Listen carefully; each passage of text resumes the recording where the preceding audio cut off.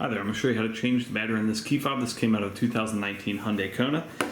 And all you need is your new battery. This takes 12032. You get these cheap on Amazon. There's a link below in the description that will take you right there. And then also, I got this from a cell phone repair kit. It's like a little miniature guitar pick. Alright, so basically go ahead and remove the actual emergency key. And then there's a seam all along here.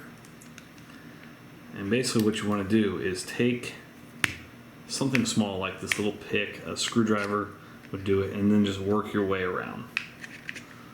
And the first time you do this, it will be very difficult.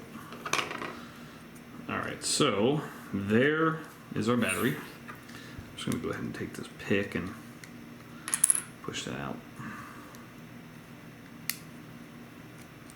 Alright, so that is the 2032, and you want to make sure that the positive side goes up. It actually says positive right there. Alright, so go ahead and slide your new battery back in. Take your cap, give it a good squeeze, and then you can test it. Make sure your buttons have the little red light there. Put your emergency key back in, you're all set. Thanks so much for watching. Make sure you hit that thumbs up button.